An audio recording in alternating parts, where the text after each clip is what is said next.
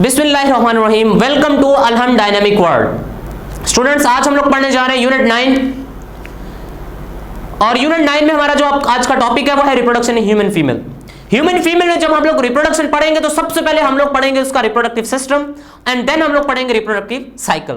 अगर हम लोग बात करें रिप्रोडक्टिव सिस्टम की, फीमेल रिप्रोडक्टिव सिस्टम की, तो फीमेल रिप्रोडक्टिव सिस्टम कुछ कंपोनेंट्स पर मुश्तमिल होता है। सबसे पहला और सबसे इंपॉर्टेंट कंपोनेंट जो है वो है गोनेड्स। गोनेड्स फीमेल्स के अंदर क्या होते हैं? ह्यूमन फीमेल्स के अंदर ovaries, a pair of ovaries, और ये जो पेयर ऑफ ओवरीज है they are lying inside the body. ये बॉडी के अंदर मौजूद होते हैं और इनसाइड द बॉडी होने की वजह यह है कि इनमें टेंपरेचर डिफरेंस की जरूरत नहीं होती। इनका टेंपरेचर वही होता है, उतना होता है जितना हमारी बॉडी का टेंपरेचर होता है। दूसरी इंपॉर्टेंट बात, ओवेरियन डक्ट्स। ओवेरियन डक्ट्स जिनको यूट्राइन ट्यूब्स भी कहते हैं और फिलोपियन ट्यूब्यूल्स भी कहते हैं। These ovarian ducts have the length of 10 centimetre, 10 centimetre इनकी लंबाई होती है अप्रोक्सीमेट। और फिर एक इंपॉर्टेंट बात फीमेल रिप्रोडक्टिव, वो है यूट्रस। यूट्रस की 3 वॉल्स होती हैं। सबसे बाहर वाली जो इसकी वॉल है उसको कहते हैं एक्टोमेट्रियम, दरमियान वाली वॉल को कहते हैं मायोमेट्रियम और अंदर वाली वॉल को कहते हैं एंडोमेट्रियम। एंडोमेट्रियम की खास बात यह है कि एंडोमेट्रियम चेंज होती रहती है, वेरिएबल है, मींस इसके अंदर मॉडिफिकेशंस आती रहती हैं। मींस ये इसकी मोटाई में इजाफा भी होता रहता है और ये अगेन अपनी पोजीशन में भी वापस आती रहती है। और तीसरा इंपॉर्टेंट हिस्सा सर्विक्स। सर्विक्स को neck of the female reproductive part भी कहते हैं। Cervix is called the neck of the female reproductive part. और लास्ट पार्ट इज वेजाइना, और वेजाइना के बाद आपके पास एक्सटर्नल जेनिटलिया। अब आइए जरा इसको डिटेल डायग्राम में देखते हैं जी जरा। तो ये देखें जी, ये डिटेल डायग्राम है हमारे पास। This is the human female reproductive system. ये हमारे पास है ओवरीज, ये भी ओवरी है। ये दोनों ओवरीज हमारे यहां पर एब्डोमिनल कैविटी के अंदर मौजूद होती हैं फीमेल्स के अंदर। तो बेटा ये जो ट्यूब्स हैं इन्हें हम लोग कहते हैं यूट्राइन ट्यूब्स, फिलोपियन ट्यूब्स। क्यों यूट्राइन ट्यूब्स कहते हैं? Because they are connected with uterus. यहां से ये एग लेकर किस तरफ आती हैं? यूट्रस की तरफ आती हैं। और ये वाला जो इंपॉर्टेंट हिस्सा है, ये जो सबसे बड़ा हिस्सा है, ये क्या कहलाता है? Uterus. This is called uterus.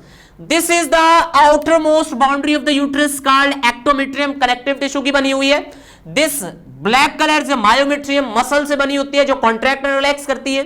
उसके बाद ये जो इनर रेड लेयर है, this is called myometrium which is variable, जिसके अंदर मॉडिफिकेशंस आती रहती हैं, जो मजीद मॉडिफाई होती रहती है।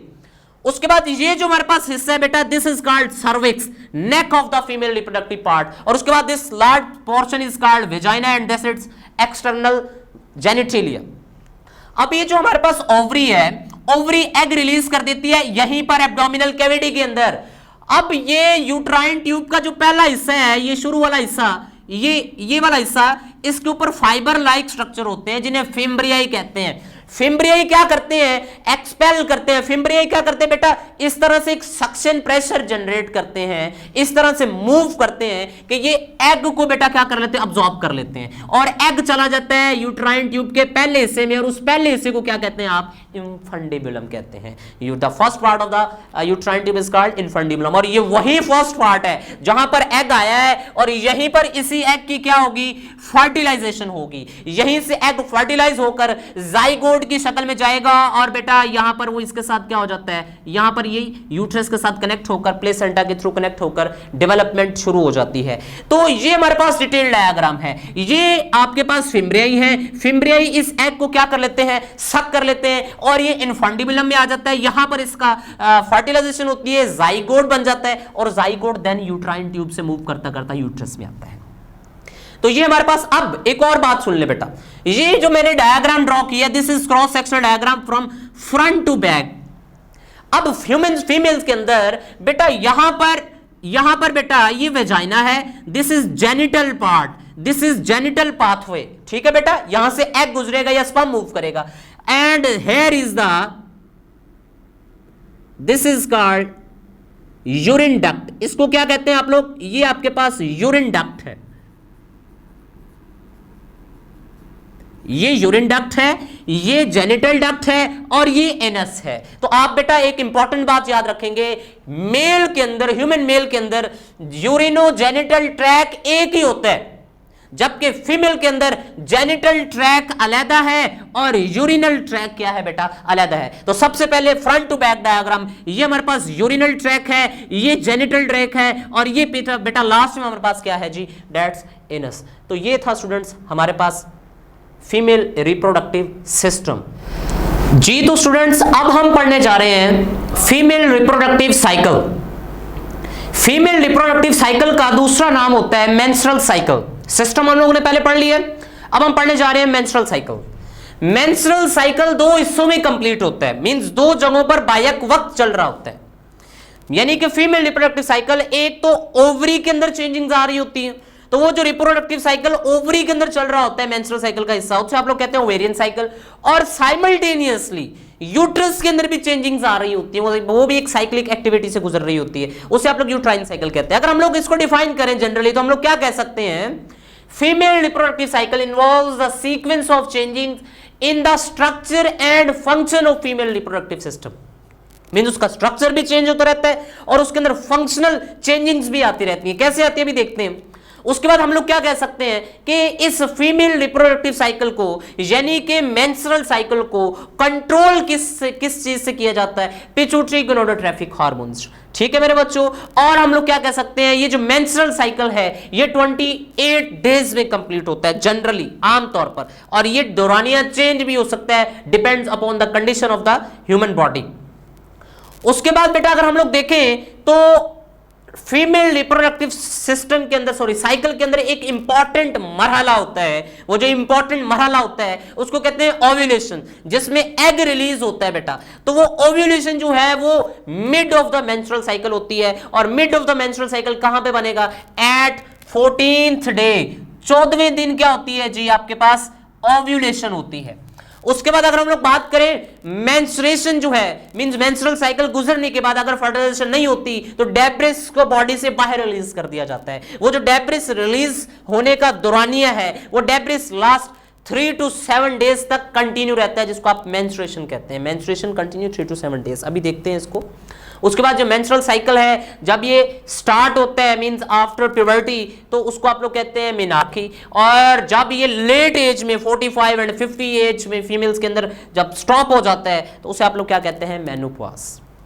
आइए अब जरा देखते हैं कि ये ह्यूमन फीमेल रिप्रोडक्टिव साइकिल कैसे हार्मोन्स के कंट्रोल्स के अंदर इसके अंदर मुख्तलिफ चेंजिंग्स एंड मॉडिफिकेशंस आती हैं, जरा देखिएगा जी। तो स्टूडेंट्स अब अगर हम जरा मेंस्ट्रुअल साइकिल को डिटेल में देखें तो जैसे हमने कहा मेंस्ट्रुअल साइकिल ओवरी के अंदर भी चल रहा होता है बायक वक्त, और आपके पास यूट्रस में भी चल रहा होता है, और इसमें इन्वॉल्व कौन होते हैं, पिट्यूटरी गोनाडोट्रोपिन हार्मोन। तो आइए जरा देखते हैं। लेट्स सपोज ये हमारे पास एक मैंने डायग्राम ड्रॉ की हुई है, ये हिस्सा है जी पिट्यूटरी ग्लैंड को रिप्रेजेंट करता है। जितनी हिस्से यहाँ पर जितनी चीजें मैंने लिखी हैं वो सारी पिट्यूटरी ग्लैंड से रिलीज हो रही है। ये हिस्सा है जो ओवरीज को रिप्रेजेंट करता है, मींस ये सारी मॉडिफिकेशन ओवरीज के अंदर हो रही है। और ये हिस्सा जो यूट्रस को, मींस ये यूट्रस को रिप्रेजेंट करता है। अब let's suppose menstrual cycle start कहां से होता है, मेंस्ट्रुअल साइकिल स्टार्ट होता है जब पिट्यूटरी ग्लैंड एक हार्मोन रिलीज करता है, फॉलिकुलर स्टिमुलेटिंग हार्मोन, FSH जिसको कहते हैं। ये FSH क्या करता है, ये FSH रिलीज होने के बाद फॉरन से एंटर हो जाता है ओवरी के अंदर। कहां पे एंटर हो गया देख रहे हैं आप लोग,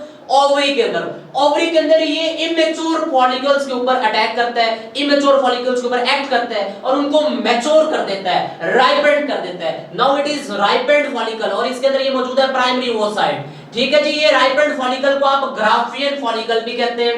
ये ग्राफियन फॉलिकल, वो जो राइपेंड फॉलिकल जो FSH की वजह से पक गया है, तैयार हो गया, प्रिपेयर्ड हो गया, वो ripened follicle release a hormone called oestrogen.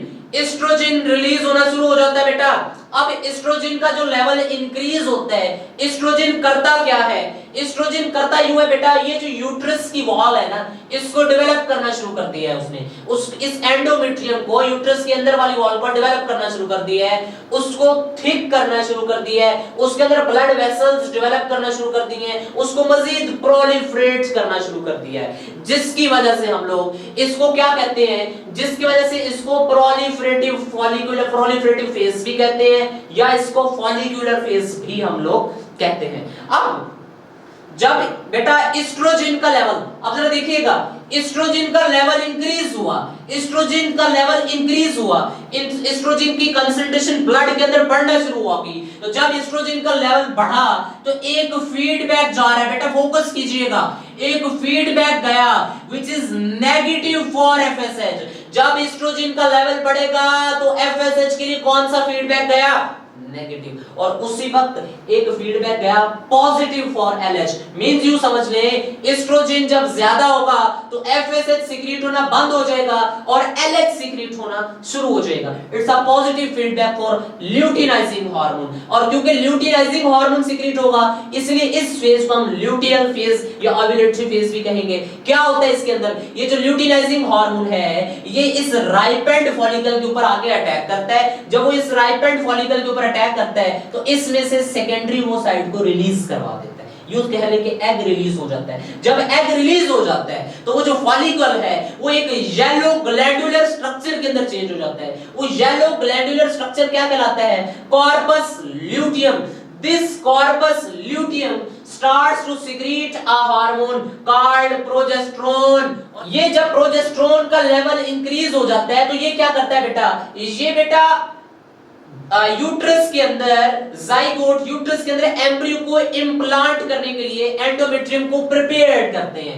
कैसे प्रिपेयर करते हैं? ब्लड वेसल्स को डेवलप कर दिया इन्होंने, यूट्रस को मजीद अंदर वाली साइड जो एंडोमेट्रियम इसको मजीद सॉफ्ट कर दिया। और क्या करते हैं? प्लेसेंटेशन मींस प्लेसेंटा डेवलप करने में भी इसका बड़ा इंपॉर्टेंट रोल है प्रोजेस्टेरोन का। उसके बाद जब तक प्रोजेस्टेरोन का लेवल हाई है तो प्रेगनेंसी मेंटेन रहेगी, प्रेगनेंसी मेंटेन रहेगी। मींस फीटस वो जो एम्ब्रियो है वो यूट्रस के साथ कनेक्ट रहेगा। इसकी वजह क्या है जरा देखें। जब प्रोजेस्टेरोन का लेवल हाई होता है, जब प्रोजेस्टेरोन का लेवल हाई होता है इट सेंड अ फीडबैक। ये क्या भेज रहा है बेटा? एक फीडबैक। और कौन सा फीडबैक होता है? Negative feedback for LH and also a negative feedback for FSH। जब बेटा नेगेटिव फीडबैक LH के लिए जाएगा, LH सीक्रेट होना भी बंद हो जाएगा, FSH के लिए जाएगा, FSH सीक्रेट होना भी बंद हो जाएगा। जबकि प्रोजेस्टेरोन ज्यादा सीक्रेट हो रहा है, प्रोजेस्टेरोन अभी सीक्रेट हो रहा है। तो क्योंकि बेटा LH भी सीक्रेट नहीं हुआ, FSH भी सीक्रेट नहीं हुआ तो नए फॉलिकल बनेगी भी नहीं और नए फॉलिकल्स मैच्योर होने के बाद ओव्यूलेट नहीं भी होंगे, मींस उसमें से एग भी रिलीज नहीं होगा। तो जब नए फॉलिकल बनेंगे नहीं और उनमें से एग भी रिलीज नहीं होगा तो आप लोग यूं कह रहे हैं कि जो बेटा आपके पास जाइगोट या एम्ब्रियो मौजूद है वो अपनी उसी फॉर्म के अंदर मौजूद रहेगा।